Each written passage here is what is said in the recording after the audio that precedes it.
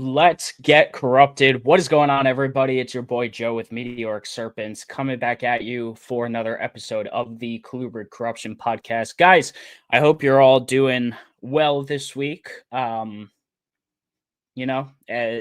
keeps rolling over here.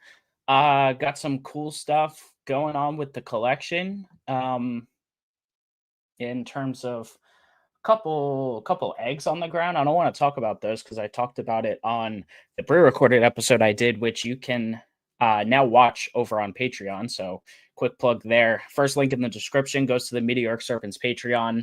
You get early access to pre-recorded podcasts and just a cool group chat with all a bunch of cool people. And our guest is actually a part of the Patreon tonight, and we'll talk about the guests in a few minutes, but yeah, guys, thanks for being here. If it's your first time watching, make sure you hit that like button. Make sure you hit that subscribe over on YouTube. Always helps out. We're getting closer to that 1100 mark by the day.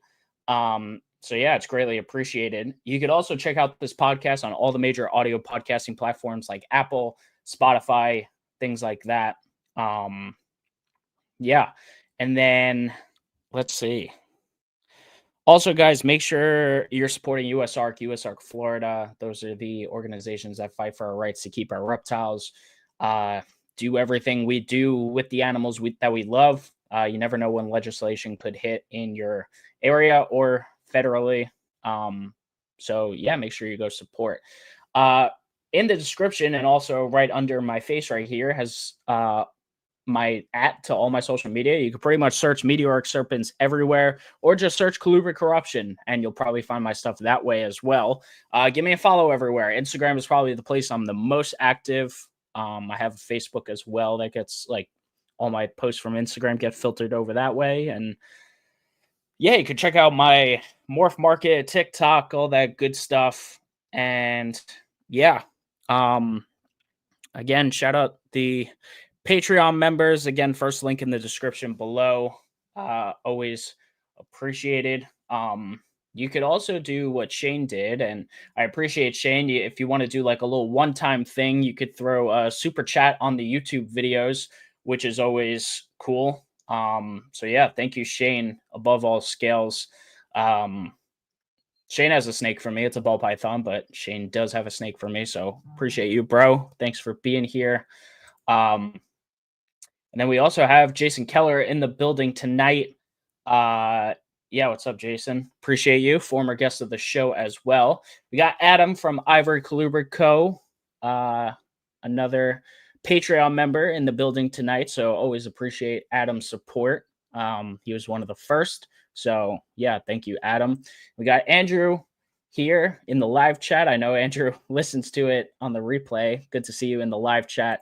And we have Mike from Solid Serpents. Always good to see here, man.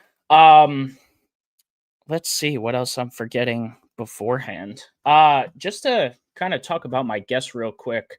I'm sure you guys saw the thumbnail already. Brock from Morphinary Arts. He's been one of my best friends in the hobby over the last few years. We met because we live very close over in Florida, over in South Florida. He's got some killer ball python projects, like genuinely. Even if you don't like ball pythons and you go check out Brock's page, you're going to see some cool stuff. I promise, for all the non-ball python people. Yeah, so go check out his Instagram, Morphinary Arts. But before we bring him on tonight, we have our hashtag Colubrid Corruption of the Week, which this was a fun one to see when I was scrolling through.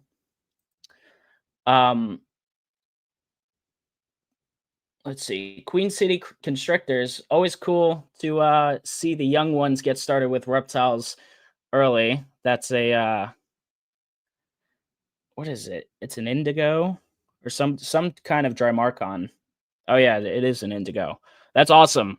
Always cool seeing young ones with getting into reptiles early. So always super cool. I started this hobby when I was 10 years old, so I always like seeing obviously the adults are into it around here, but it's always cool when you can get kids started young, because I think it just leads to a lifelong passion for reptiles. So yeah, super cool.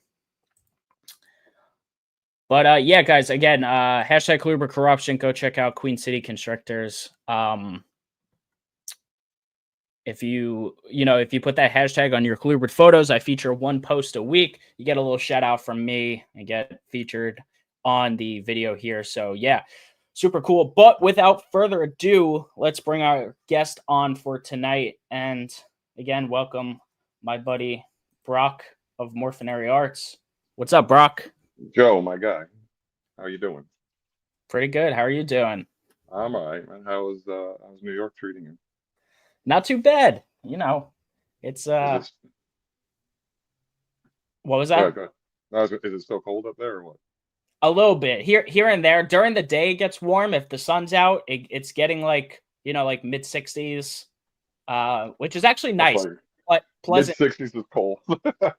No, mid 60s is a pleasant temperature, so I'm totally cool with it. But yeah, and early in the morning, like when I go to the gym, I wake up and it's still cold and windy and sometimes rainy, and I'm just like, you know, Yeah, I tell you, every Wednesday when I go pick up rats, I get sad because I don't see you anymore. So yeah, it's I nice know. it's nice to see you on here again. Yeah, definitely, man.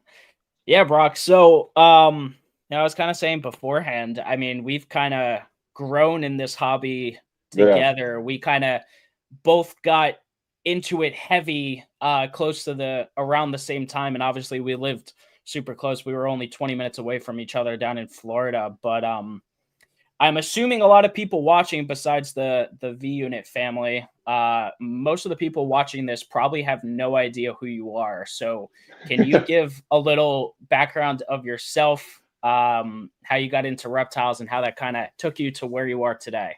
yeah. So I'm Brock Kuryl-Champine. My company is Morphinary Arts. The concept behind it, I was an executive chef for a long time, so I kind of combined the culinary arts with snakes and morph and came up with the name and the little logo and everything. So that's kind of where it came from, kind of the passions of the reptiles and the cooking. I got into reptiles in 2021. I actually bought my first reptile in 2021. I had always wanted one as a kid. I remember going to the pet store, riding my bike out there and looking at the snakes all the time. But my German immigrant mother that raised three kids in the ghetto did not approve of such of such things. So I was never able to have one. And then I remember it coming back up again when I was married to my ex, and she wasn't having that. So then I was divorced and living on my own. And the kids actually came up and said they wanted a pet snake, and they had seen a wild one at their grandma's house, and they were like enamored with it. And I was like, oh man, like I remember those. I remember those times. So I took them. It just so happened there was a Repticon show that weekend, like right next to us. So I took them there, and they were holding snakes for the first time. I thought they were going to be freaking out because this was just like kids saying they wanted to do something, and they loved it. And Yeah. then I got sucked in too because I thought this was the coolest thing ever. Yeah, and it kind of went from there. So we started with ball pythons, and we got into that, and we were we're still that's our main thing. We're still heavy into ball pythons, but then like you said, you and I met probably about a year, maybe 8 months, a year past the first one. We met through Trap Talk. Shout out In like MJ. 2022, we met. Yeah, yeah. So it was about a year after I had really gotten in, and like I said, shout out MJ. We met through the Trap Patreon, Yeah. and we were able to connect, and then just hanging out with you for talking with you every day for the last few years. The corruption, and that's kind of where the name of the podcast came from too. I mean, you're Yeah. constant talking about and showing colubrids, and then I started seeing stuff that I was like, man, like that's cool. Like that is Yeah. a cool animal.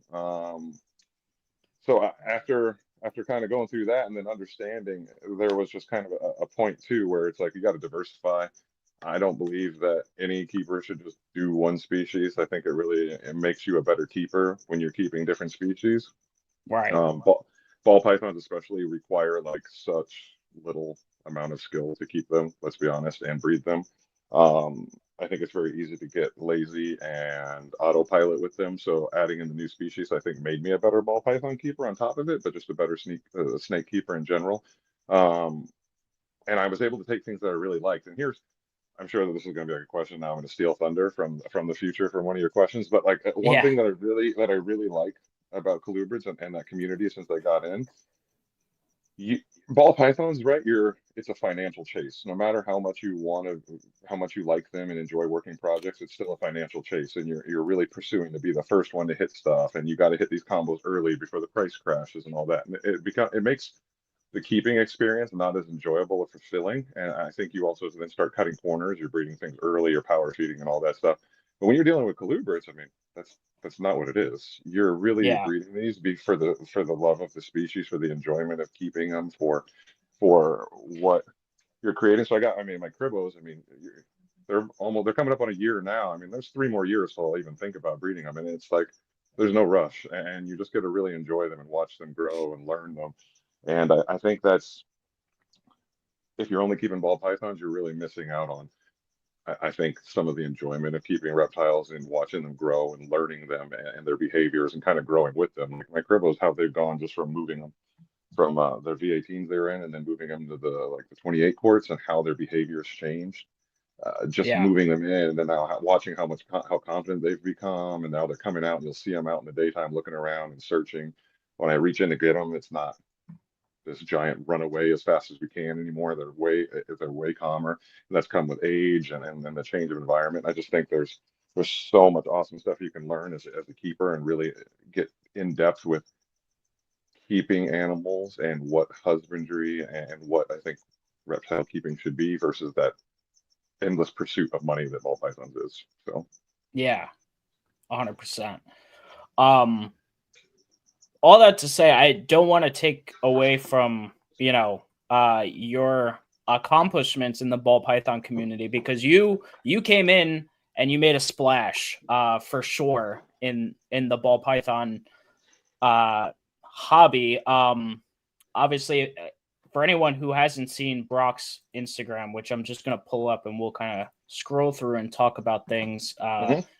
Brock's primary focus is the ultramel gene in the ball pythons, and like I was saying in the intro, I think anyone would be hard pressed to say like that's not a cool snake. Mhm. People who even don't like ball pythons. I mean, um, you know, the ultramel stuff that you're working with, the quality is top notch, and B, I mean, it just looks super cool. Yeah, I took, at the time when I was getting into it and decided what I kind of worked with. I mean, I went with what I liked, right? So it was no different than when I was picking out my colubrid species. I picked what I liked, and then I invested in buying quality from the right people and buying the right animals.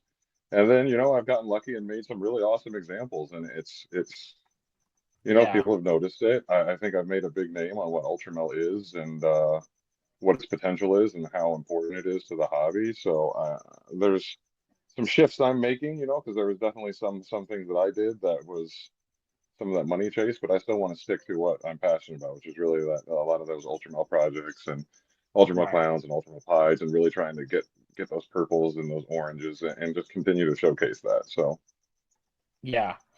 And when you were getting in, I feel like you did, and I've heard you articulate it before, but you can mhm, for others as well. Like you really did your due diligence as a legit keeper to do your proper research, really learn everything, ask questions of other mhm. people, and learned how to breed ball pythons. And you hit the ground running extremely quickly. If I remember correctly, you got eggs in like your first year of I keeping, had three. I essentially. had three clutches. I had three Yeah, clutches in 7 months, 8 months. yeah, So yeah, it was. I think I personally anything that I'm going to pursue and go after, I want to be the best at it. And I've talked about that before. Like when I go under something, I want to be the best at it. So if I'm going to put my time and especially my money and energy into something, I want to know. I want to be an expert at it as much as you can, right? So it was right.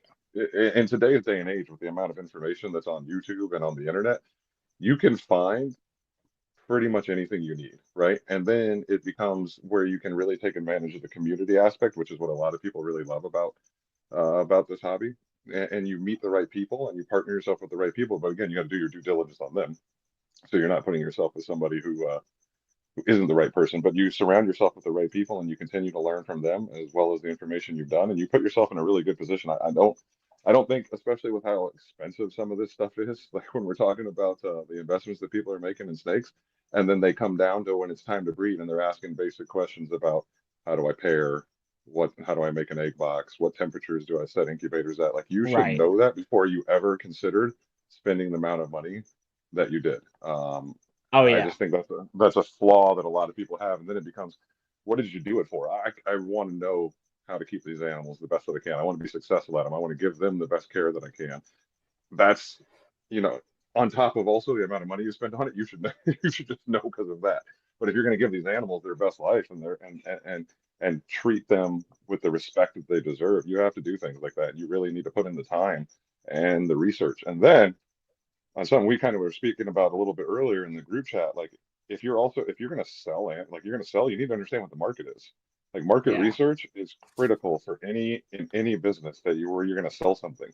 And the amount of people that are just completely delusional with the prices they're putting on things still, or the things they're making, like you're clearly not putting in the market research. So it becomes a question of how passionate really are you about this when we're seeing animals in poor conditions, where people are posting up, you know, urate soaked tubs and things like that, right? If you know Yeah. what I'm talking about, like just and then trying to defend that behavior, and then on top of it, you also have no idea where the market is at this point. Like, how committed are you really to it? Or are you just trying to make an image for yourself? And I think that's a great thing about keeping another species and keeping colubrids and things like that. They will humble you, and you need to know you got to be on top of your shit, and you got to be really passionate about keeping them. It's not about let me just have a tub with some cocoa, throw a rat in once a week, and he'll be fine. You know, them damn Yeah. Morcons, I gotta be in that tub every day because they shit so Yep. they shit so damn much. And but it's a great experience to have with that. So Big time. Yeah. Um, part of why I wanted to have you on, and if for everyone who saw the thumbnail, I kind of call this segment the newly corrupted, and Brock's only the second person to be on that segment, which is really just a normal episode, but it's for, you know, I think it's cool to have the perspective of newer colubrid keepers, even if they haven't bred anything, especially if they're coming from other species, because I think it mhm. puts into perspective for others who may be in that position of wanting to take the leap. Can I really do this? Is this feasible? So before even you got into the colubrids, you dove into a different species first, and not even a snake. You got Yeah. your chameleons before any of the colubrids, right? Yeah, so that taught me a lot, and it's still teaching me every day. Chameleon, I saw them. They're so gorgeous. If you've never seen some of the chameleons, like some of the colors you see on them, you assume are AI or it's fake. No, they're very, very real. And the Yeah. colors that can come out of these things, and they're just you sit there and you hold freaking super worms in your hand, and they shoot their tongue freaking 3 feet across the cage and take it out. Like and then they crawl on you and they're just like like little tree dinosaurs, dude. They're the coolest animals ever, but holy shit, are they fragile. Adults, males, no, but the babies and the females, my God, it has humbled me as a keeper. I remember I got my first clutch of chameleon eggs pretty quick. It was like December 2022, and then they incubate Okay. for 6 to 12 months, right? So then they incubated for 8 months, I think, because No, that's not 22, 7 months. 23. Yeah, you're right. 23, you're right, 23. And then so then they hatched last year in July. So after it was like 7.5, 8 months before they started hatching, and it was you learn really quickly, man. If you're not on top of your shit and the mistakes you made, I made a couple of mistakes and how I handled them. The babies all crashed out and died within a week of each other. And they were around for a month. And then I made a mistake. And that was because there's factors, right? You listen. And here's another thing, right? So you do all the research, regardless of what species you were talking about. You do all the research and you gather as much information as you can. But in the end of the day, it's also the information you're getting is not in your facility. It's not in your Right. conditions, and there's a lot of things you got to take in. So on that, in that case scenario, I learned an important lesson that I really, especially with new species and things like that, I've really got to take into consideration. Okay, what is it being said? and how they're being kept, but where are they being kept too? And then how am I going to be keeping them? So I had an issue where I put them in an area that had too much of a draft from the AC, so it chilled them out too much and killed them all. But I put them all in exactly the way it was supposed to be and kept them in exactly the way it was supposed to be and read. But it took me until after that to realize, like, oh, there was a mistake I made, and Right. very humbling experience. And it's stuff, but it's stuff you learn as from a keeper. And I think this is again why it's important to have other species, because now every species I have, I'm putting more thought into, right? And now that's become a normal routine for me. Before I started picking up the colubrids and all that, it became a routine. Like, how is it going to work in my setup, and how can I give them the best? Understanding the total suggestions, like how do I make it work in mine? So Yeah, definitely. Yeah, I know you've told like the horror stories with the chameleons between the bro, females egg binding and the yeah, babies I, crashing and just waiting that long for those eggs, and then they may not hatch, or if they do, they yeah. die quick and stuff So like this that. this So clutch I have, this clutch I have right now was laid back in December. The first one hatched 2 weeks ago. I'm sorry, this was late in July. July. So the first one July. hatched, yeah. So then the first one hatched 2 weeks ago. So we were at like 9 months, right? Um, one baby hatched, and it's been 2 weeks and no other babies have hatched. I told right as we were doing sound check, I looked and a second one finally started Yeah. tipping. I was like concerned at a point that nothing else was going to come out. I mean, it's been 2 weeks and they usually don't hatch that far apart, but it's like, okay. And unfortunately, mom, she got she was gravid, she was paired and gravid, and then she passed because she egg bound. And female chameleons have a known issue of egg binding, and so I don't have any way of repeating her genetics. And she was a super powerful, super they're not morph powerful, but lineage powerful Right. animal.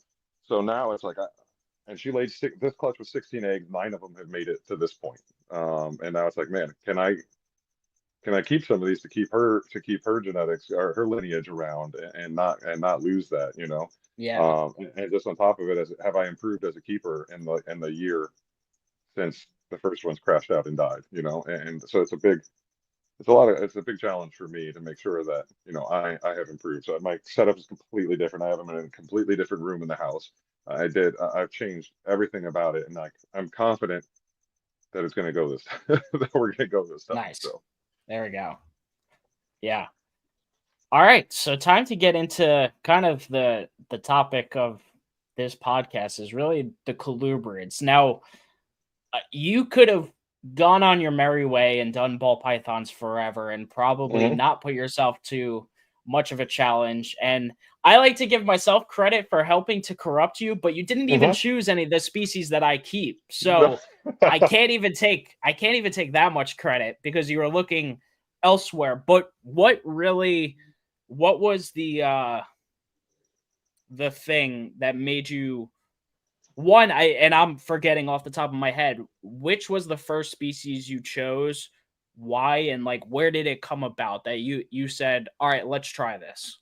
All right, so the first species, and it wasn't the first species I bought, but the first species I knew I was going to get was Drymarchon, and that Okay. was because I was at the zoo, at the Palm Beach Zoo, and they have a cribo there, and I'm just sitting there watching this thing go back and forth. It's got this like cobra like head, but it doesn't flare, and it's just back and forth, and it's stopping and getting up and periscoping and making like locking eyes with me and just sitting there for 30 seconds at a time before it goes and inspects everybody else and comes back. And it was just like this experience where I was like, man, that is badass. That is something I need to get at some Yeah. point, right? So then that you and I then your corrupting starts, right? And then your podcast Yeah. comes out, and I'm starting Yeah. to listen to your podcast, and I remember, so the one that I first triggered me, I was like, oh, I want to do this, was the file snake episode with April, Yeah. and she was on, and that species just sounded freaking so cool, and she really sold it as this incredible animal, intelligent. His ball python husbandry, that was a big deal because now I don't have to change anything. It's the humidity, the temperatures, the substrate, the tubs, everything. Right. It's I just need some extra hives and a humid hive because they like super high humidity, right? But it's ball python husbandry, and I was like, man, and they're just so cool. Purple's my favorite color. I'm looking at these purple line ones; they're awesome. She's talking about how friendly they are and how interactive they are, and I'm like, man, okay. I remember talking to you about it, and we were looking at I watched your episode, and we're sending you different pictures and stuff like that. And you have just been constantly encouraging, me and Emilio especially, like, yo, branch out, get a new species. It's going to make you a better keeper. And all right, I'm gonna do this one. I'm gonna get this one. And then when I got it, I'm like, man, I remember unboxing it. Like, this is the animal was it was so much different than you pull a ball python and it just sits there, right? And you're like, Well, and a file snake is like even more different than yeah, with the a lot keel of your scales, yeah, regular stuff. Yeah, all the yeah, keeled scales, the the keel head shape, scales, everything. the iridescent belly, and everything, like the triangular body, like everything about it. And I'm like, Yeah, man, look at this freaking snake. Look at this animal. And I was enamored from the beginning. Like, this is so freaking cool. And so I got him after I had him set up, and we were successfully keeping him for a little bit. I was like, okay. And instantly I was okay, dry mark on. And I remember you and me and Emilio, because he was really interested. And then we talked about it so much. I listened to all the different podcasts and everybody you had on that ever talked about dry mark on. I remember asking you stupid questions every day, the temperatures and humidity and substrate and eating, and well, what do you think about this and what do you think about that? And we got to a point. I remember when we went to so we go up to Daytona, and I said, like, I'm not gonna buy anything, but if there's some dry mark on, if there's a crib, a yellowtail, and specifically yellowtail cribbles, those were the ones I liked the most. Of course, I picked the most difficult asshole ones of them all, but they're the prettiest ones. So I was yeah, like, um, if they're up there, that is something I'll spurge on. It just so happened that they were there, and at this point, we'd been talking about it for 4 months, and I felt confident in my knowledge and ability to keep them. They were hatchling babies. They were like a month old when we got them, and it's what a crazy experience to grow with them. When I got them, I mean, they're so small, the babies. They're like little worms. And I remember going yeah, back and looking at a picture, and now the snake's like 3.5 feet, and it's big. It's taking down. It's eating hatchling ball pythons. It's yeah, this big snake. And it's nowhere near how big it's going to be in another 3 years from now. And yeah, like I said, their personality changed from now where they've gained confidence, and I put them into a new enclosure. Just that, oh man, it's the experience. I love my ball pythons, and I'm always going to work with some number of ball pythons, but it is a completely different experience with keeping some of these species. And I think if you are looking to get into something else and you have the interest in other species for one reason or another, do your research, understand the proper ways of keeping them, and tap in with guys like Joe, and listen to the show, and get yourself the knowledge. Go into Joe's Patreon, and really ask the questions and get yourself the knowledge. But you got to do it, man. How yeah, it changes for you, what it can change for you as a keeper, and just the experience you have with it, it's completely different. So then after that, then I was hooked when I brought them home. So then I right. remember going through. I just started looking up colubrids on Morph Market, just going through every one. I remember sending them to you. What's this one like? Is it an asshole? Because Yeah, regardless, I hate getting bit. I'll say that I'm this giant man, but I can't stand getting bit more than freaking anything in the world. So I'm like, Brock is okay, a we're about foot taller than me. For anyone literally, who doesn't know in real life, literally. there's a great So picture of us standing next to each other, and it's a gigantic difference. I remember going through it. I was sending you pictures every freaking day, and then I finally I got to the one that really had taken like really stopped me, and that was the Ridley Eye cave dwellers. I remember we had looked at blue beauties before, and you were like assholes, and I was like, ah, okay. And I sent you these ones, they're like not as bad, and I was like, okay, we're in here. Yeah, So, and then I got a pair popped up on Morph Market from JRP, Jonathan Pickrell Reptiles, or JPR. Um, super awesome breeder, super quality animals. And I jumped on it right away because I was like, okay, and now I could take care of colubrids. It's the same, and those are my female is a bitch, and I have a difficult time handling her. But they're yeah, such a cool. They're watching their OCC as they've grown, the color change on them is incredible. yeah, It is absolutely incredible how they've changed in color as they've grown. It's been absolutely incredible. So now there's still one colubrid on my wish list. It's the only species that seems to be gate kept still in the colubrid world. So so you're hopefully, barons, right? You're looking for yeah, barons. blue barons. I can get males, but I want a pair because I want to experience the interactions and the breeding and all that. That's why I have a pair of all the colubrids I have now. I have a pair Yeah. of files, a pair of Ridley Eye, a pair of Cribos. So I want a pair of them. Hopefully this year somebody will produce them and not charge an arm and a leg or ship them all to Europe, and I can get a pair. But that's the last species on the colubrid wish list for now until I have more space. So Yeah. So to kind of put this in perspective for everyone, Brock got this animal in August, mid-August, and it was probably a month old. yeah, I mean it And was look how big it is. So we're looking at a yellowtail Crebo on the screen. I know this is like basically Brock's favorite snake in the collection, Mhm.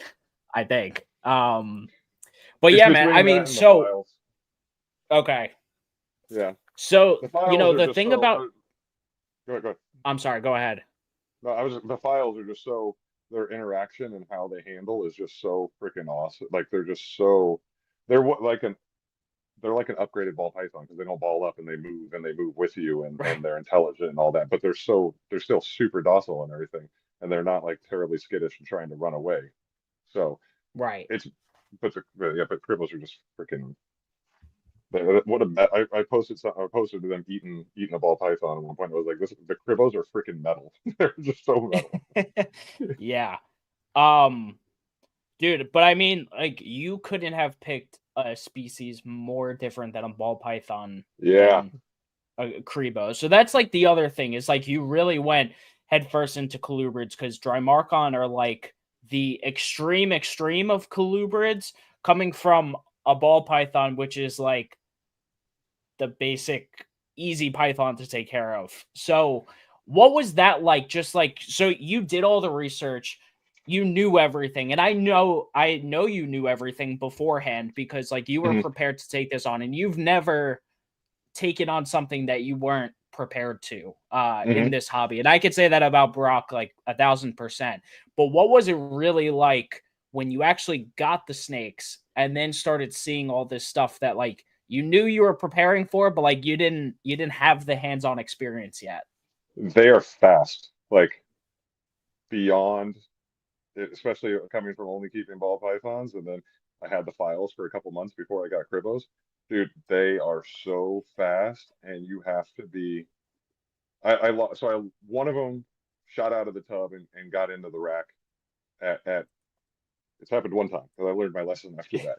But it's like I couldn't even believe how quick, like it just was so quick, and you learn. I think that was the hardest thing to adjust to is how fast you have to move. You have to really commit when you go in there and pull their hide.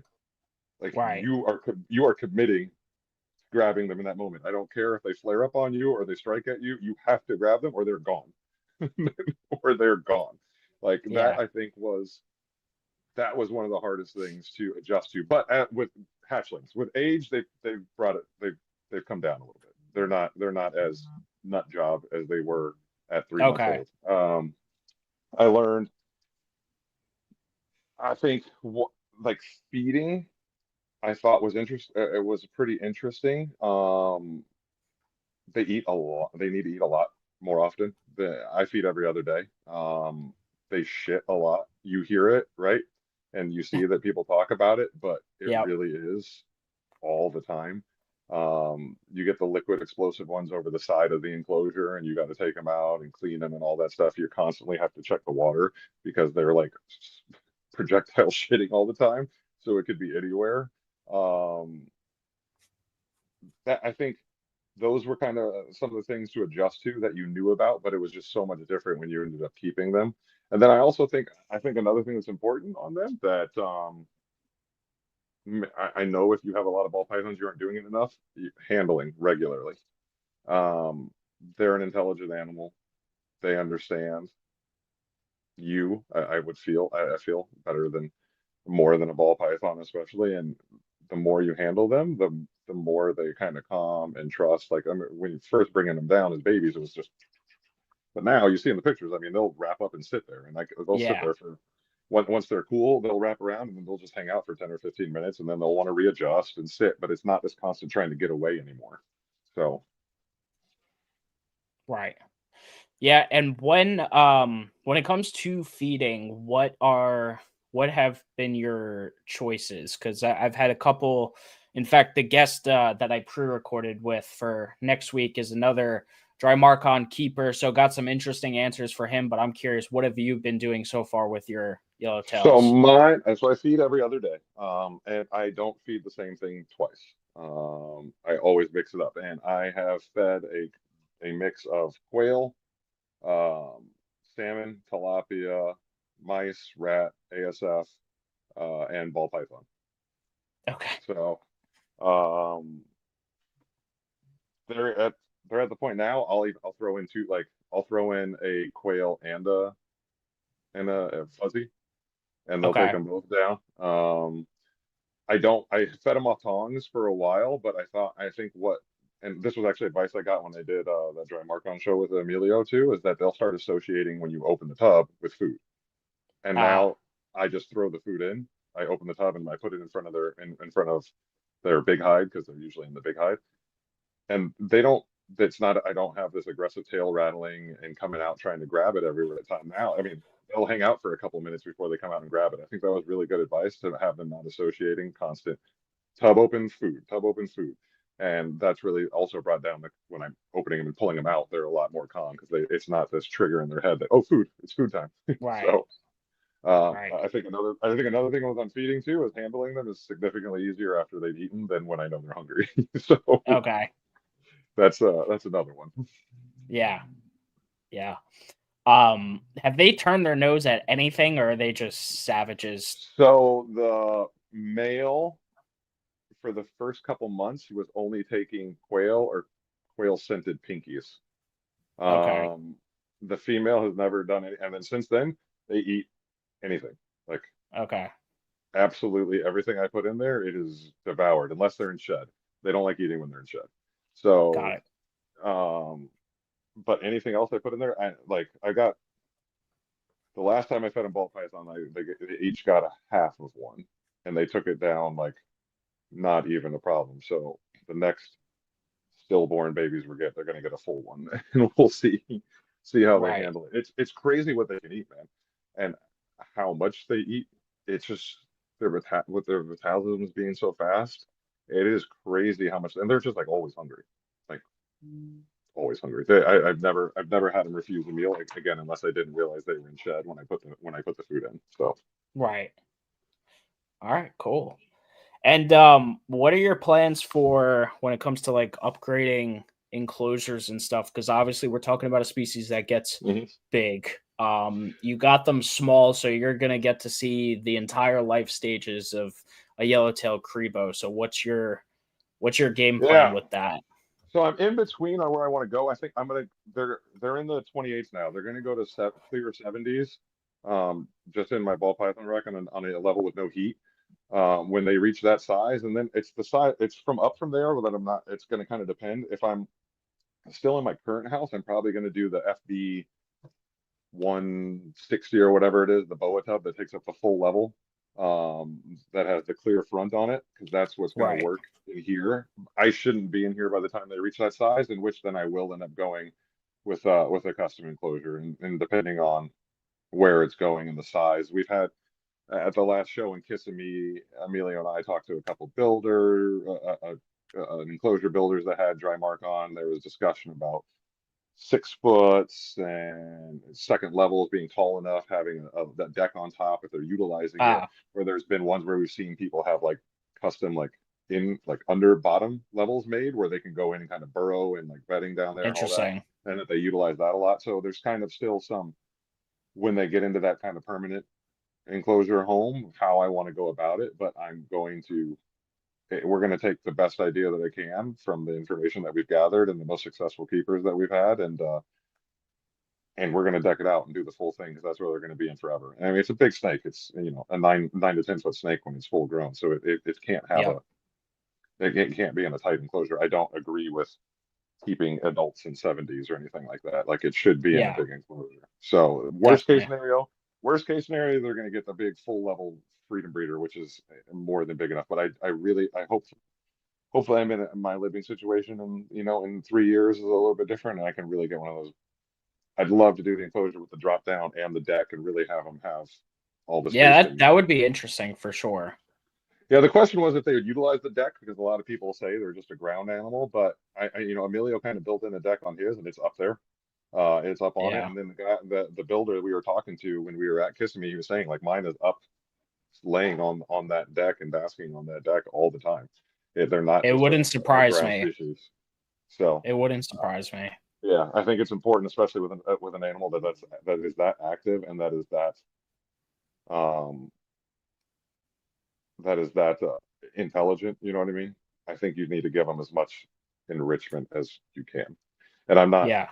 I'm not one of the ones that say a ball python needs a 2x6 and all that and Right. UVB light and all that stuff. But I do think this is a different situation where that species does need that.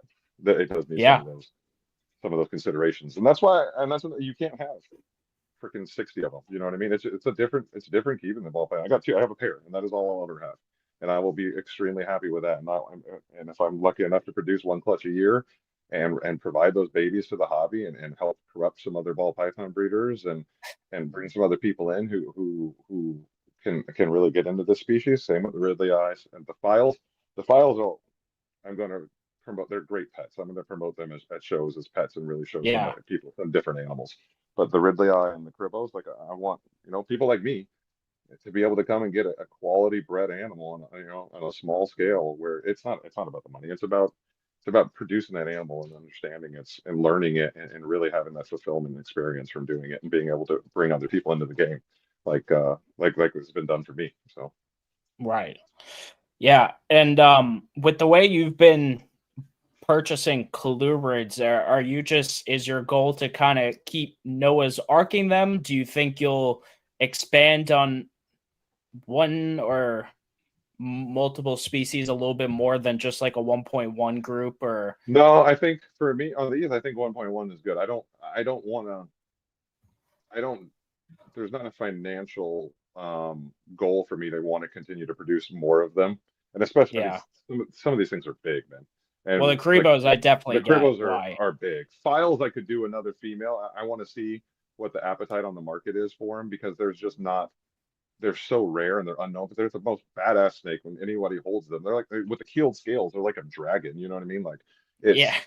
it's I think if those go well, I could consider getting one of those because you keep them in tubs. It's not any different. I think the Ridley eyes to properly keep them when they reach their full size. I don't think I need more than a pair. I also don't think that there's the market for them to justify overbreeding them, in my opinion, for that, Right. right? And then as far as the barons, when I add them, that requires a large, an arboreal enclosure. So it'll be the pair and that's it. And that's because I Yeah. want them, because I want to do Yeah. them. So I don't see No. myself turning it into a colubrid breeding facility. File snakes, maybe I'll give that one because if I can show the world and at least our shows what an amazing snake they are and they can catch some fire. But hell, if April hasn't been able to make them into a hella well-known name, I'm not going to be able to outdo that. So I don't know. We'll have to see. Yeah. No, I mean, we'll see how the years go because I mean there are plenty of snakes that have just like risen from the ashes when it comes to Mhm. colubrids with the way the market is. There are some unique species that are gaining way more popularity now. So I think as time goes on, a lot of the unique colubrids are just gonna get a lot more shown in the limelight. Like the bird eaters right now, Mhm. those are killing it in the colubrid world. And I didn't know they existed until a year or two ago, you know? There's so And many species that are now so everyone cool. knows about them. There's so many colubrid species that are so cool. I mean, if I ended up in a different world where I had a whole ton of space, yeah, I mean, we might be Noah's Ark in several more species, like the oxys, the green tail red The or red red tail tail green green rat snake. rats. Those things are fucking crazy. They're Yeah. so the blue one, there's the silver one, like those Yeah. things are crazy. Um, there's so many other species that are so cool. I still send them to you all the time. Tigers, tiger rats are one I want to add. At one point, that was another zoo one that I was enamored with. I told Kush Yeah, I need some space, but that's something I'm going to pick up from him one year. tiger rats are So, super cool, but fuck, they're yeah, cool. even the bird eaters, like I know I have to prep myself to put a big enclosure somewhere someday to take care of those guys. And right now, and I'll probably do some form of upgrades in the midst of that, but I know they will need and will deserve a big Hmm. cage sometime in the future. So for the pair Do I they have. do they cohab or do you have to individual Most of the time they stay individually. When you're them? Okay, pairing, I know, just when you're pairing, yeah. people, yeah, pretty much. That is two large arboreal cages. Yeah. I So mean, maybe you could get away with cohabbing with a pair, but I'm not 100% sure on that. yeah, I think But there's to give, especially so one thing I've gathered in my limited colubrid keeping species, like I said earlier, it's not ball pythons, man. You've really got to dedicate the proper caging and space to them. Same like chameleons. That's why my chameleons is a pair, you know, maybe a 1.2 because you can co-have a couple girls, but it's the space. I mean, two by fours vertical and all the lights and yeah, everything and you else. you Like, have the big decked out yeah, reptibreezes. Like your yeah. your setups are no joke there. I did not skimp on it and give them little ones. Like some people will do like 18 by 18 by 36s, and it's no. I have the big 24 by 24 by 48s with 30 different perches in there for them to go on, and Yeah. real plants and fake plants and the misters and every freaking light you could get. It's I think that there's those species need to be properly and probably taken care of. I think we take advantage. I think a lot of people will take advantage as ball python keepers because of how easy ball pythons are to care for and how much they thrive. They truly thrive on limited space and not being bothered and all that stuff. And it's just Yeah. that doesn't apply to basically any other species. So Yeah. Yep. essentially essentially any other species. So Yeah. Um, as we're staring down the breeding season of 2025, what mm. I know you don't necessarily have any colubrids breeding now, but what's going on within the collection that you're kind of excited about for this year? so to hit on colubrids, I'm hoping to pair the files this winter. Okay. My female will be 3 this winter, so if she's at the size, I'm gonna start ramping up her food a little bit now and try it. My male's good. And so, thank God he's still with us after Yeah. his hardships, but he's good. I think I'm gonna ramp the female up a little bit on her food, maybe start going to 5 days and see if we can't get her paired at the end of the year. So file snake pairing in 2025 is not off the table yet. So Nice. but yeah, for balls, I paired 32 on our last ultrasound kind of session. We were looking at probably 24-ish that were looking good. On a positive note, it looks like all of my major project clutches are all going to go. So it looks like there's going to be, 3 Ultra Clown clutches, 4 Ultra Pied clutches, um, the DG Clown stuff. So it's looking pretty good. We'll see how it goes. The market's in a weird place. Um, Yeah, some of definitely. the stuff that's not going, I'm okay with because of where the market is, and as long as my project stuff goes, that I need to continue my collection and push the project forward for me and for that satisfaction, I'm happy with that. So Yeah. Yeah. Honestly, I don't know whether I'm happy that I'm just not getting a lot this year, especially with the move and everything going on. Like I have one ball python female that's gonna go. mhm. Just because I could tell with the size she's at. I just don't know when this ovulation is gonna happen. But yeah, I just got one cookie and most of it's for me. I know I'll have to do some Yeah, shed testing and stuff, and with like like you were talking about with the way market's at, not really sure I'm too mad about having mostly stuff for me. yeah, I had a lot of clutches because this was kind of like my big year. You buy animals 3 years ago. This was kind of like my first kind of big year, right? Yeah. Um, and you've been raising them up for 2 or 3 years. You want to breed them, right? But then you kind of look at it like where the market was when I bought and made this plan is not where it's at today. So maybe it's not the worst thing in the world if some of these don't go that wouldn't necessarily have animals that'd be like super on excited about holding back. That they were intentional. They're beautiful animals that there's a market for. Yeah. It's a bunch of super OD ultra male stuff, but it's like, maybe where we're at, it's not the end. It's okay. Right. It's okay. Right. So Yeah. Now, stuff on the Colubrid side of things, I think most of the stuff I have is unique enough that I wouldn't be mad at any clutch I could get at this point, but I don't think yeah, this year is exactly panning out the way I wanted it to. So it is what it is. I would have liked a Texas Rat clutch, but I don't think I'm getting one. I don't but think so, unless I get something late year. I think we're gonna see a couple red babies though. Yeah. So We got about 40 more days. So I got I'm hyped for you on that one because that's a yeah. new species and they kind of broke your heart last year, so I'm really excited for that one. Yeah. So 2 good eggs. I gotta sit and wait now. I'm not sure with the temperature I'm at if they'll hatch at 60 or a little bit longer. I'm not doing a damn thing. I'm not touching them. I am Yeah. waiting till I see a pip and an egg, and that's the end of the story. And when I see that pip, I'll go crazy. But yeah. Is your other girl looking like she's gonna go or She gravid? did not. She didn't have a prelay shed. She is 100% gravid. When I lift her up, I could see the eggs in her stomach. Oh shit! Okay.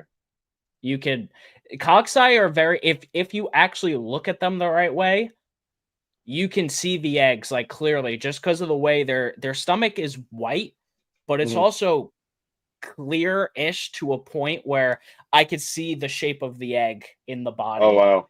So Yeah, this is they're this interesting. is gonna be a cockeye year for you then. It could be. It could I'm be here for it. if the luck is there. I just need all fertile on the second clutch. That's And they're such a cool, unique animal, and they're so pretty too. I mean, once they're established, they're gonna fly off the shelf because and they're coming from you too. Like they're all staying they're with me so until cool. Colubrid Fest. They're not available until then. Look at that, people. Now you know you got to be a Colubrid Fest if you want Yeah, the meteoric cockspy. yeah. They're not going anywhere till Colubrid Fest. I could say that for sure. That makes sense. That makes sense. Yeah. Hopefully you But don't pre-sell all of them before Colubrid Fest, and then you can show some of these. well, if I do, they just can't pick them up till that day. Yeah, so at least they're on the table then. Ain't nothing wrong Yeah. with that. The only option is pick up at Colubrid Fest, and then once that show is over, then I will ship animals. Yeah. If there are people waiting. But That'll be cool. Well, yeah. I know I asked you this before. Do you think next year you're gonna have the rhinos be able to go? Because that I'm super hyped for you on too. My female is definitely ready, who I don't think is old enough, who I'd be scared putting in there as the male. I don't think he's big enough to mess with the female. The female is 1,000% ready. She's gained so much size since I got her.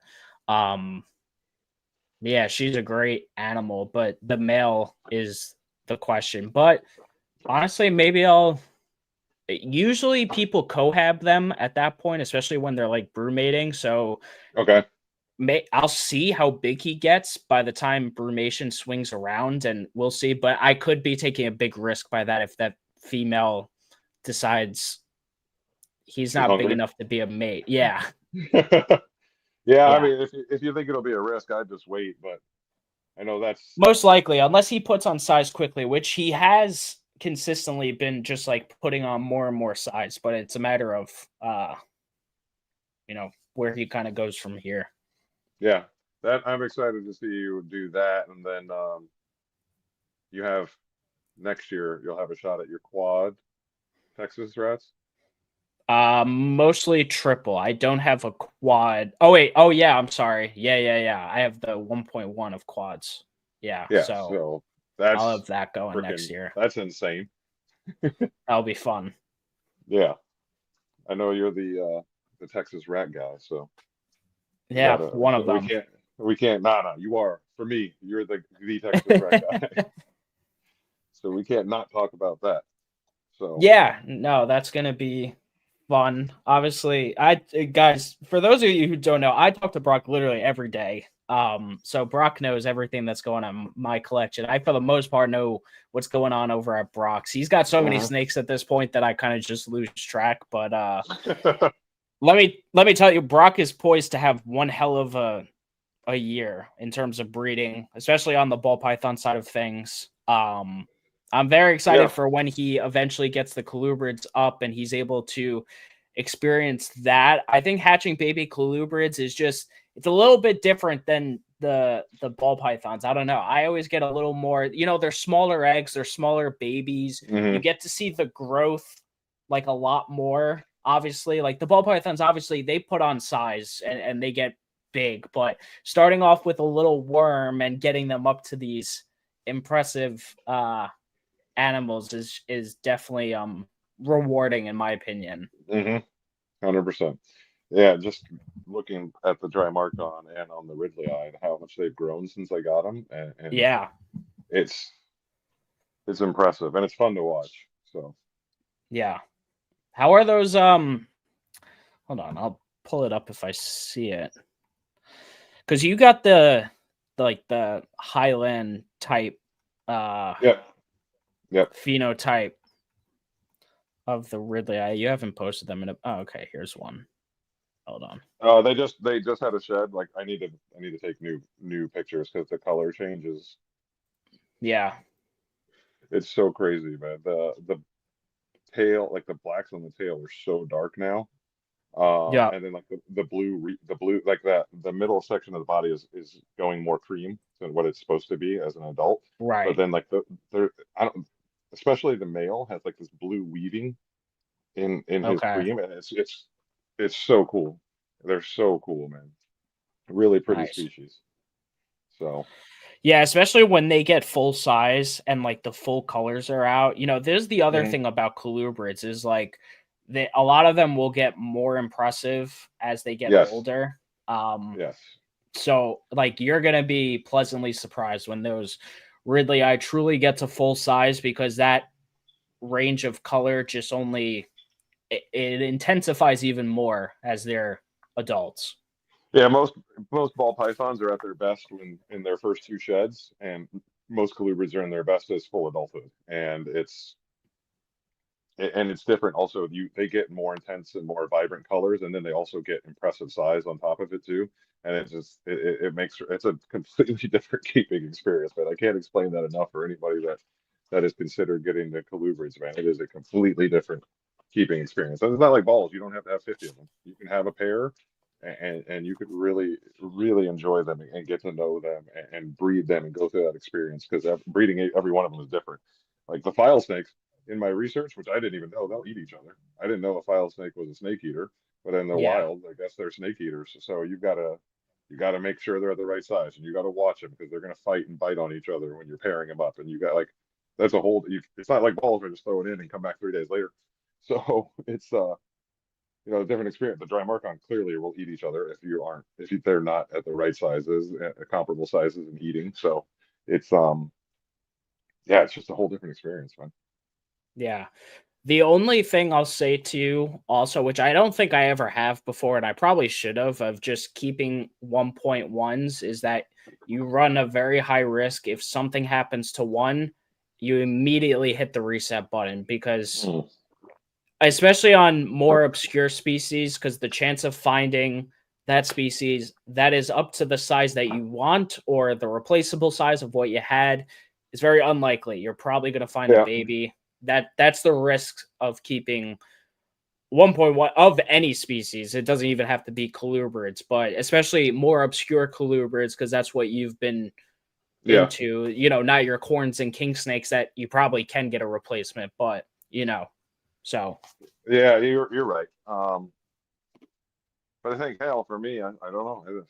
I think that's worth with the Cribos. I could totally understand why it's not feasible, but the files, and I had looked at getting another female file. You don't find them, so that is one that I'll have to invest in as a baby and just grow it up. If I would say honestly, I would go 2.2 with a male too, just in case.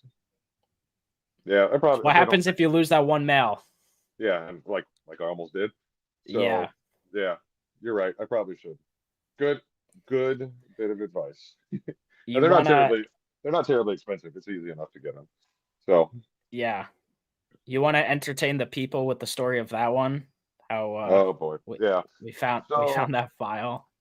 yeah, my male file, he stopped eating, and then his head started looking like weird. And I remember you were over, and I'm like, look at this. It's something doesn't like he doesn't look right. He's not eating. I don't really know. And you're looking, and you like open his mouth, and his head's all swollen, his mouth's all swollen, and we are like, okay, he's got to go to the vet. I'm like, all right. So you're looking at it, and you're like, I don't know, something looks off with the mouth. I don't know what's going on in there. So I take him to the vet, Yeah, my and perspective, I was doing the old, like, stick a credit card in its mouth. I was trying to get its yeah, mouth open. Something when I looked at the snake, it looked like something was wrong with the head. I was worried, like, the skull was fractured to some yeah, extent, like, something like, the head looked crushed. Something was wrong. Something was off, and when I tried to open its mouth, something was wrong on the or on the left or yeah. right side, It was its whatever, that, left like, side. Yeah, I couldn't I couldn't get its mouth open properly. So I'm like, something is off here.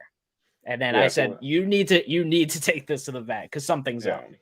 So we went to the vet, and luckily I wasn't able to get into to the Palm Beach Colubrid guys because they were having a Yeah. baby and not. But luckily I got into another big snake keeper, Dr. Erica Garcia. She is Garden of Eden Exotics Reptiles, one of the two. But she's down in Cooper City, super knowledgeable, super friendly. So I get in there and she's taking a look. We look at it, and yeah, his mouth is just all swollen and all that. So like, okay, we need to drain it because it's like full. It's got like some pus in it. We need to lance it and drain it.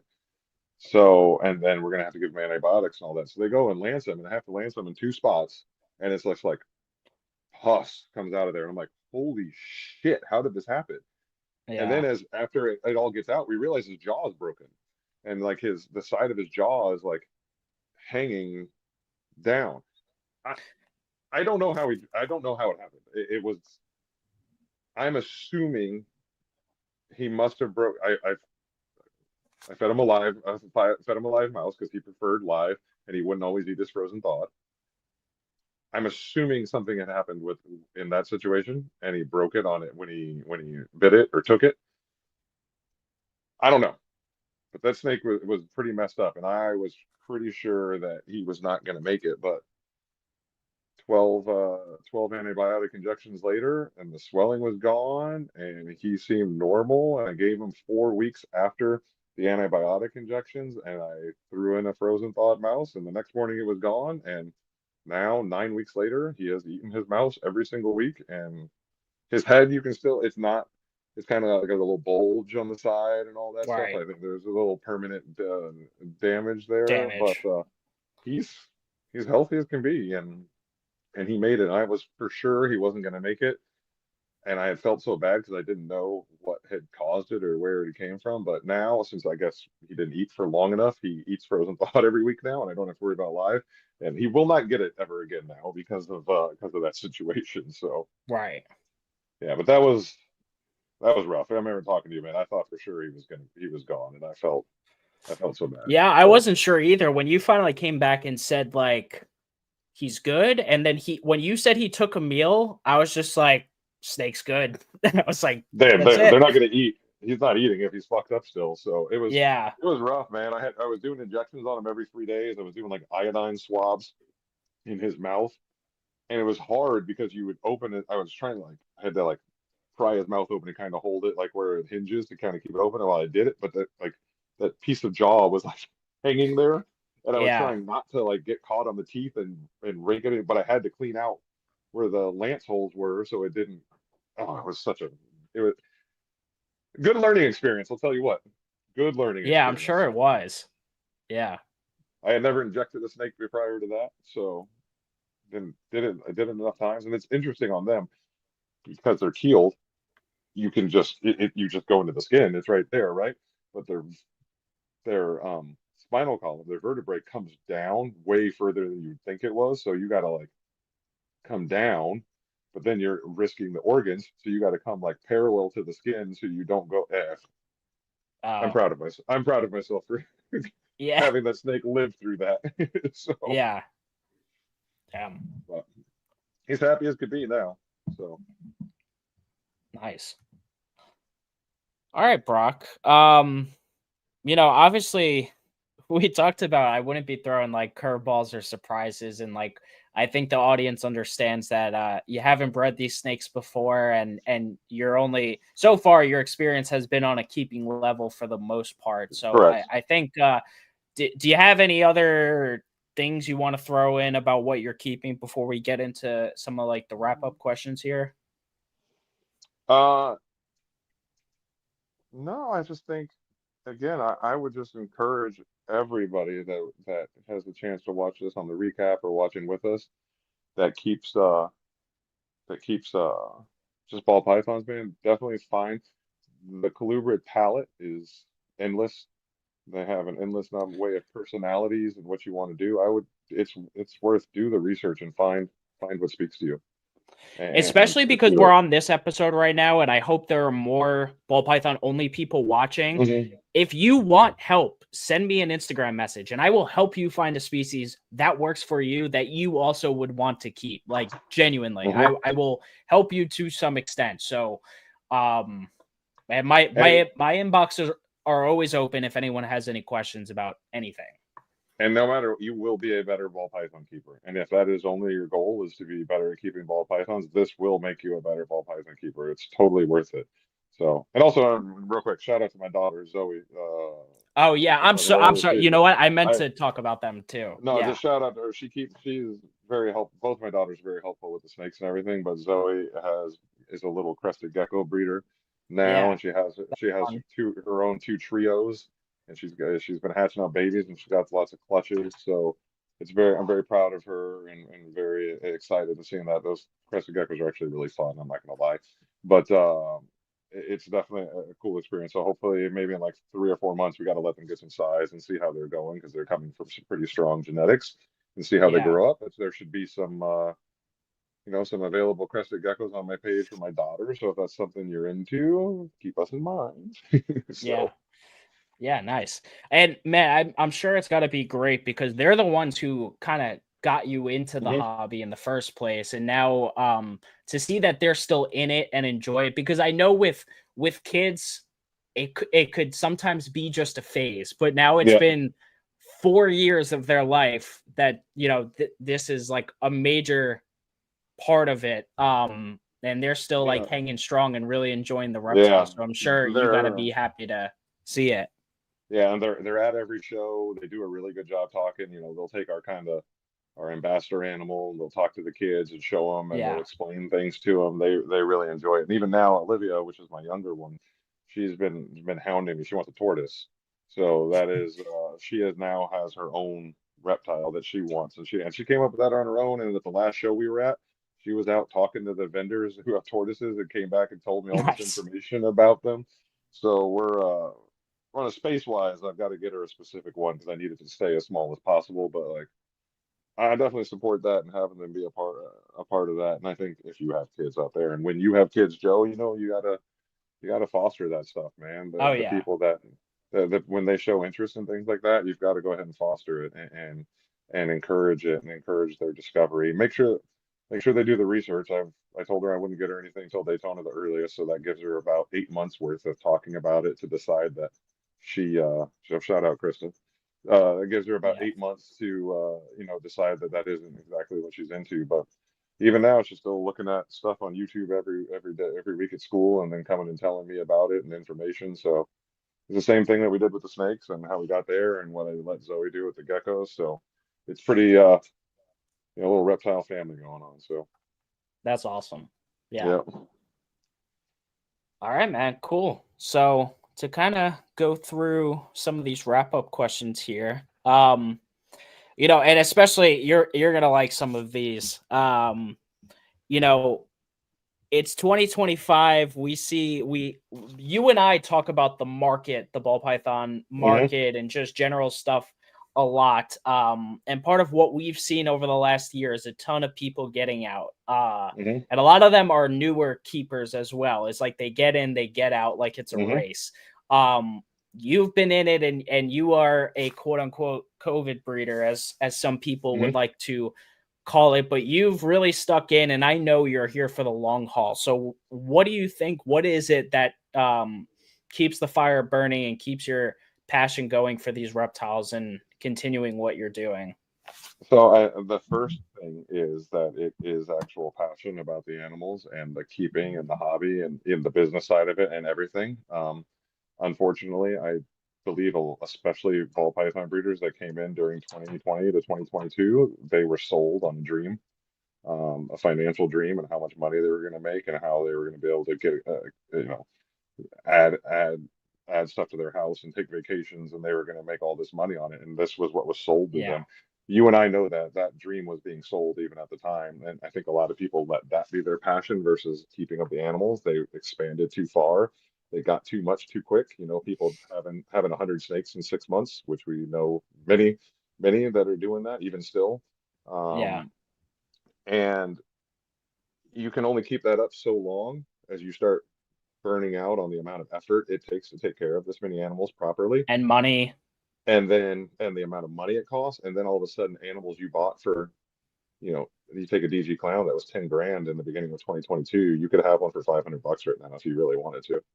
um, that's a hard pill to swallow for somebody that spent that much money, whose main driving factor was money, and that's what really drove them, and they overextended themselves because of the money. So I think it's unfortunate because I don't think I think they gravitated to it because they had a love for the animals, but then they got negatively corrupted on on that other side, Yeah. in that black swan moment of the money that was being made at that time. So um it is unfortunate, but I think you find more people now, if you want to pursue people that are pursuing animals now, it's just especially like colubrids, right? No one's chasing colubrids to make a fortune. You know what I mean? They're doing it because they're passionate about the animals Hognoses, and they love the maybe. animals. All right, that's fair. Hognoses are like the bastards that fed Maybe. the ball pythons. But I think the majority of I people, love all my hognose guests, but I see the prices on those animals. You're in a similar yeah, boat with the ball pythons. yeah, like crested geckos is the same thing too. I mean, Yeah. that's the worst out of all of them. An Exanthic was 30 grand 2 years ago, and it's $800 now. So, Yep. um, the the majority of these colubrid breeders now, you're really doing it for the animals, and a lot of the people that I talk to, it's for the animals. It's not a financial gain. And then you also look at the popularity, like you talked about popularity increasing on species. Like take for example, a pair of blue barons 2 3 years ago could be had for 3 grand or less. You can't touch them for under 5 grand if you can even find a female at this point. Like that is Right. appreciated. That is appreciated. I'm willing to bet that the bird eaters have appreciated over the last 2 years.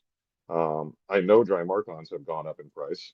It's I think when you're pursuing these things, because you can't keep a million of them like you can ball pythons, right? And you're pursuing them out of passion, so everyone's not producing a lot of them. But then you start seeing these podcasts, and you start seeing these shows, and you start seeing these people that are posting that are so passionate about it, and that's infectious on other people, and then it drives demand on it. But we're not out here making, 1,000 of them a Yeah. season, so it's gonna continue to maintain some of that price, that desirability, and that interest. And I think that's super important. I think that's a really stable, healthy market versus or race to the bottom market of ball pythons and things like that. And I think what you lose, ball pythons are fucking cool. Like, don't Yeah. take this as a ball python cash out. Breeding, nothing is what you can do in the actual like projects that you have when you do a ball python. Like nothing compares to that in breeding. You have I your heads agree. with your I have Texas my rats, you have stuff. had some stuff, but like ball pythons and projects No, that you I can mean, actually I pursue and yeah. build and layer, and the science that you can do from a genetic standpoint, like it's uncomparable. But so much of that is that passion that comes behind that has been lost because it's just a financial, it's a fucking money grab.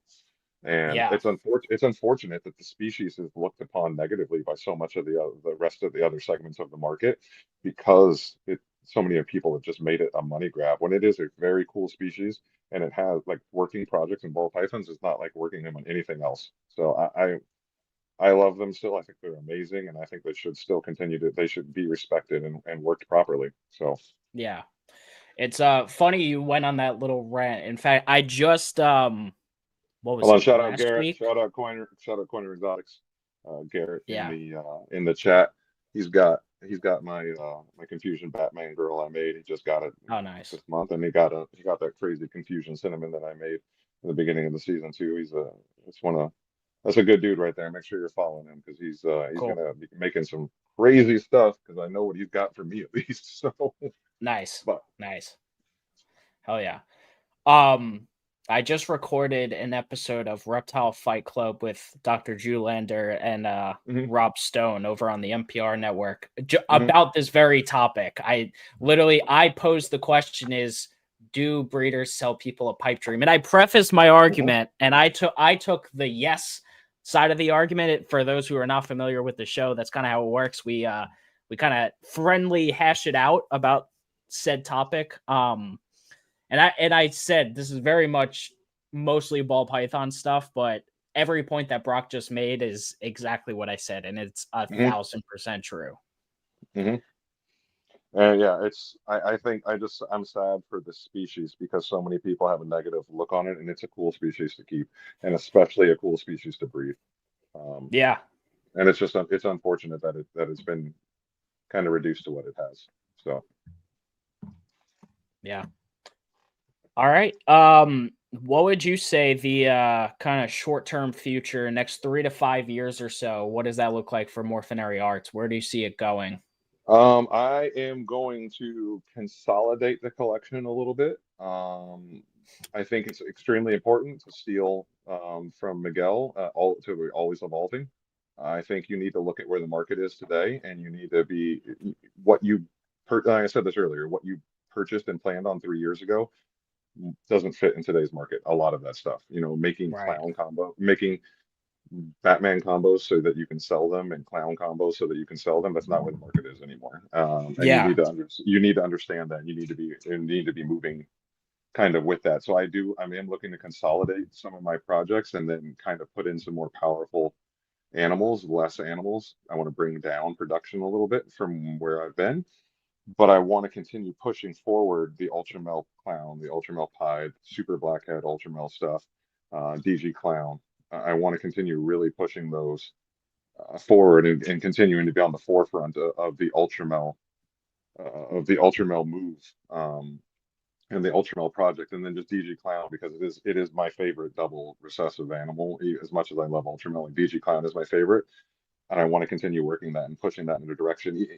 Even if there's a lot of DG Clown out there and the prices aren't where they used to be and et cetera, et cetera. But I love that project and I want to continue Yeah. working that in the way that I want.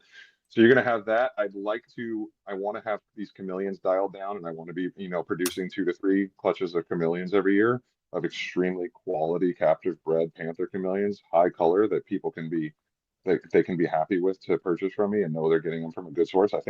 Especially I think they're a badass pet. They're super fun. They're super interactive, and I think they're hard to take care of as babies, but once they're properly established, they're not as hard as people make them out to be, males at least.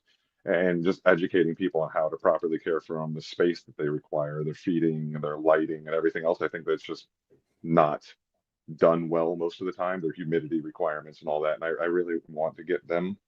I want to be able to establish that part of my game, and then that 3 to 5 years, I want to be producing my colubrids. I want to produce a couple file stakes can triple clutch. So I want to have my Yeah. file stakes and really start showing them as being just a really cool pet.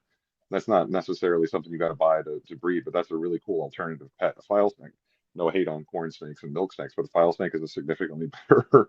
They're not as nutso and going around and spastic and I just think they're underrepresented in this hobby. As cool as and beautiful as they are, and as cool and unique as they are, they're just underrepresented for an animal that is so docile, calm, handles well, and it is truly a great pet animal.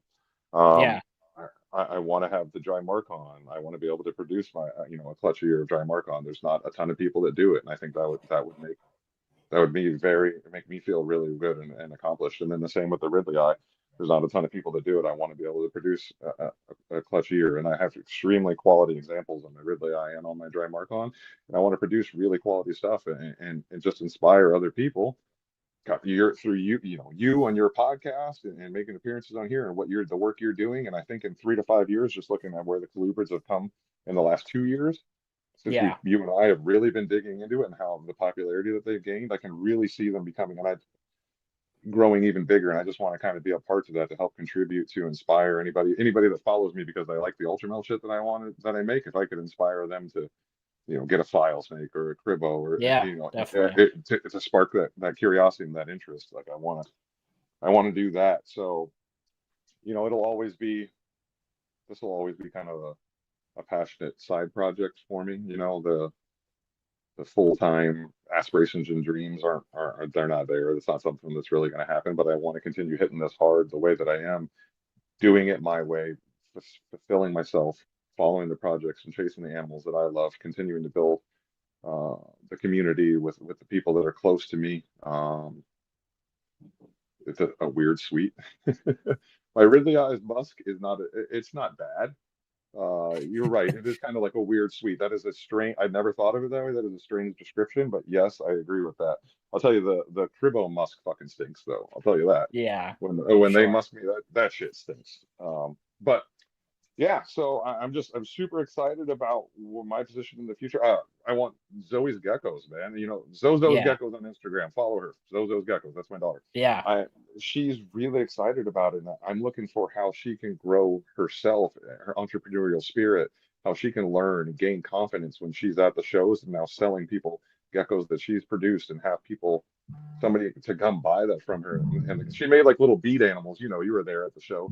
She made like little bead right. animals, and she was so scared to talk to people about it. And then she sold one, and it became like she now had this confidence and it completely. And now she's excited to talk to people and try to sell them a bead animal. I can't wait for her to have that experience with the geckos because she's producing a really cool shit. Because I traded ball pythons for him, so she has nice animals. But they're she's got great geckos, man. And she's excited about it, and just watching her continue to grow on that. And yeah, man, it's all about enjoying the process, man. Definitely. I don't ever want it to feel like, oh God, I got to go down and do this snake shit. Like, nah, I want to continue to enjoy the process. Don't overexpand. Don't grow too large. Make sure I keep things that I am happy with. I don't want to ever open a tub and like I would never buy a fucking tiki because I wanted to chase the market, right? Because I think it's the ugliest snake ever. And if I opened that tub and I'm like, oh God, I can't believe I'm making this, like, because Yeah, I yeah. wanted to chase the money on that market for a second. I Like, think no, I don't. that's Oh, I think that one's a tough pill to swallow for some people. Is like, especially on the ball python side, is like if you open every single tub right now, are you satisfied with what you see in there? Krista, if I had a sunset in one of my tubs, I would not be happy looking at it. So that one would be the Krista, first one to to be go. honest, Krista, I was gonna say sunset, but I remember I'm breeding for ultra sunsets, and I think the ultra male sunset's like one of the best animals in ball pythons right now. So I cannot negatively say anything about sunset given that. So Um, I kid. But yeah, no, definitely. And going back to what Dan said, quality over quantity. I'm gonna let you flex for a second because how many clutches did you have in 24? I had 11. So I had 11 clutches in 24, and then it actually hit me just 2 days ago. But it's been probably since February. I sold every baby that I made. They're all gone. They're already out. Everything And you I've didn't only keep for every yourself. I only actually only held back 5 animals.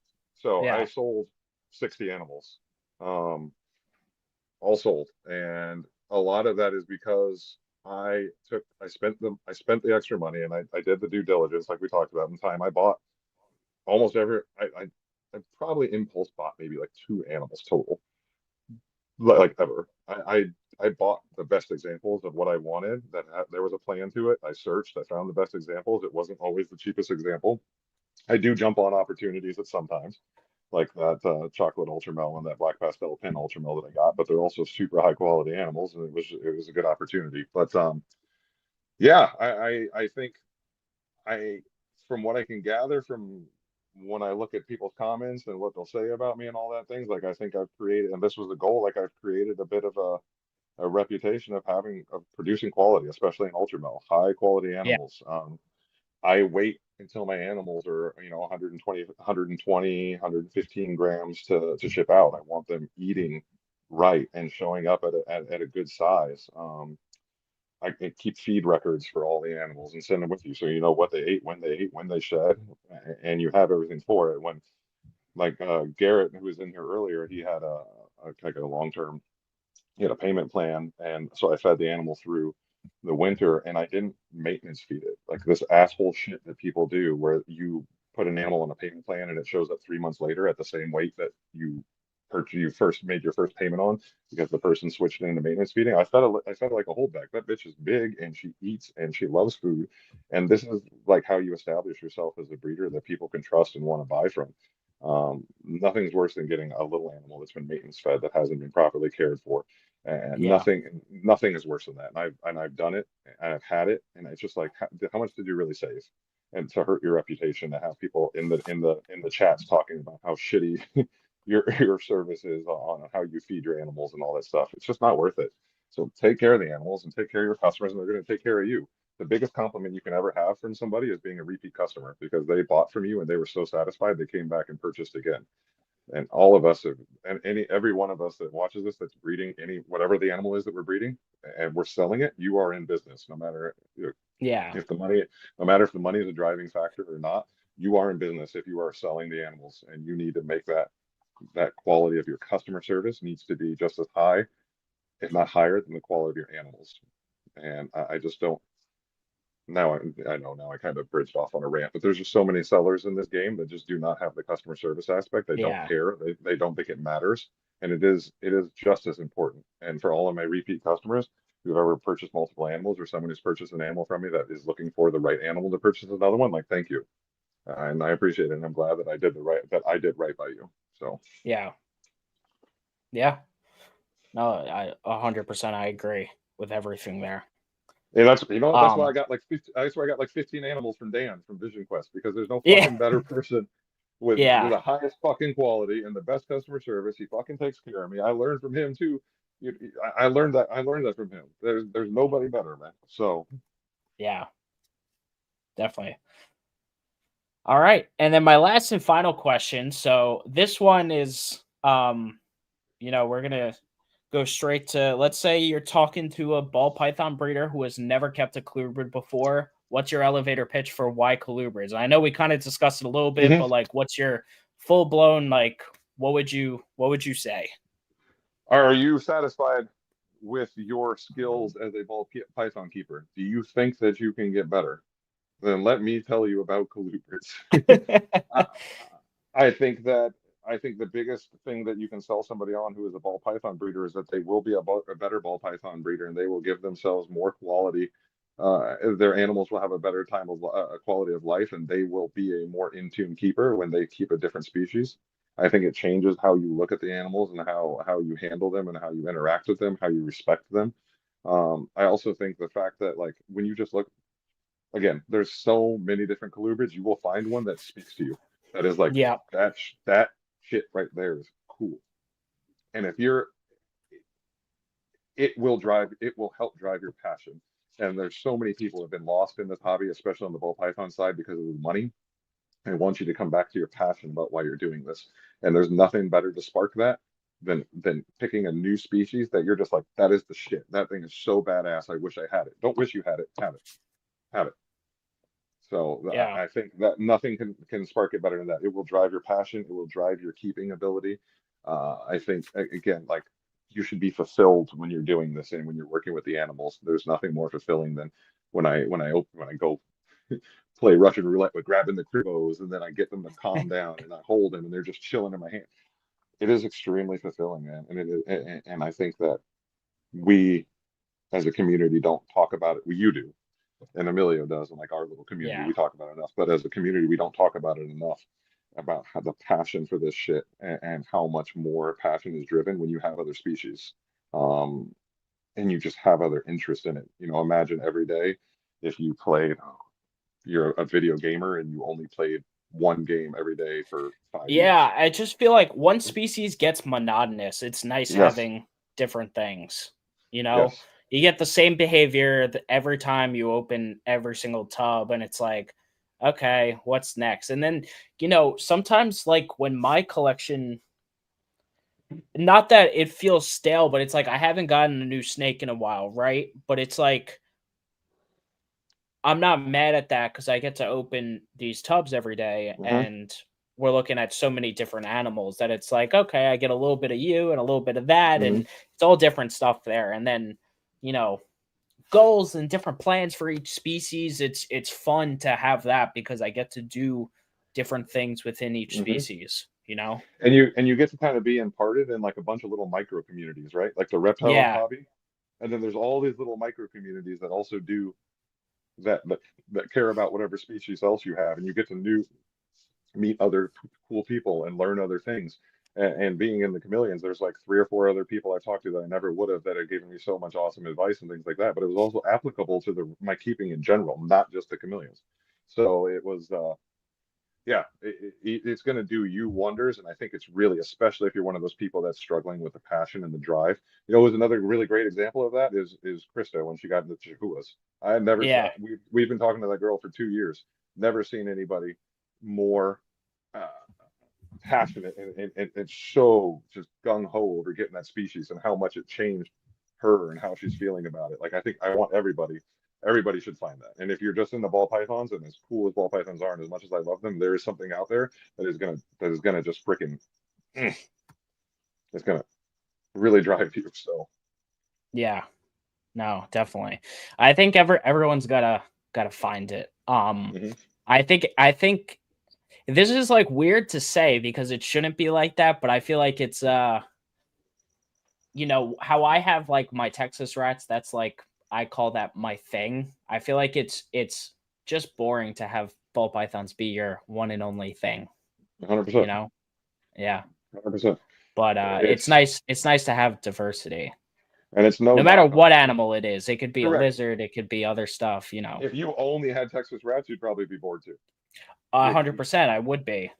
Yeah, and it's like the diversity, especially. I mean, we're reptile keepers. I don't want to just be a ball python keeper. It's a different. I mean, we're a different world, and even people. So many people got different species of dogs, and they have 3 or 4 dogs because they're different, the different personalities and interactions they have Yeah. with them. I think you gotta embrace that and really let it grow. Find your thing, because and if your thing is ball pythons, it still ain't gonna hurt you to keep something else that's exciting. Yeah. Yeah. Definitely. Yeah. All right, man. Well, this was a great episode. I really appreciate you coming on. I know when you haven't bred stuff, you could feel like you're out of place on this podcast, but it's my podcast and you're my boy, so I uh appreciate that. yeah.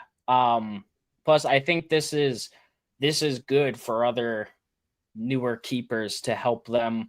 It maybe because maybe other people are feeling down about their collection. Maybe they feel stagnant. So hopefully, even like your newfound excitement in colubrids can help other people. Hopefully, other ball python Hmm. people watch this and get inspired from this episode. Because that's the reason I wanted to have you on. That's why I think the newly corrupted segment, however often I have this, is good because I think it brings a different side of the coin compared to the breeder who's been doing this for the Yeah, last 5 to 10 years. it's a different type of conversation. You got 52, 60 episodes up of how to of breeding and knowledge, so it's nice to get a little break Yeah, in it. And I think a new person looking and getting interested in the species finds it. I hope that we had a conversation that was inspiring to somebody else, and we were able to maybe corrupt another person or two that was listening. So yeah, definitely. All right, well, cool, man. I'm gonna throw you in the backstage. I'll run this outro, just hang out for a couple minutes, and I'll be back. gotcha. Thank you, everybody. All right. Yeah, thanks, Brock. Link to Brock's Instagram is in the description below, or Morphinary Arts on Instagram, YouTube, everything like that. Indeed. All right, cool. Talk to you in a minute. Yes, sir. All right, guys. What another great episode of the Colubrid Corruption podcast here. I hope you all enjoyed this episode tonight. Like I said, I always enjoy talking to Brian. I talk to him every day, but we could still sit down for an hour and a half and have a good conversation. That's how it is with us. So yeah, again, for my ball python people that are potentially watching this, I hope this inspires you to get into colubrids if my previous episodes haven't already. If you're a newer keeper and you're feeling stagnant and you feel like you can't catch up to other people, don't feel that way at all. You're just getting started on your keeping or breeding journey, whatever it is. Just keep the train rolling. Like I said, my DMs are always open if anyone ever has questions about getting into colubrids, what they want to do, and things like that. So yeah. With that said, first link in the description below goes to the Meteoric Serpents Patreon. Once again, I really appreciate all my Patreon members big time for supporting the show, supporting me, and plus we have an awesome Discord group chat where we get to talk about all things colubrids and a little bit behind the scenes of what goes on with my collection and early access to pre-recorded episodes, things like that. Make sure you hit that like and subscribe button over here on YouTube. If you're listening to us on Apple or Spotify, please make sure you give a 5-star review on there as well. That's appreciated. Share this out with your friends. Get us to 1,100 subscribers on YouTube. But that's all for tonight, guys. So once again, thank you for tuning in to episode number 63 of the Colubrid Corruption podcast with my buddy Brock of Morphinary Arts. And I will see you guys all next week. Peace out.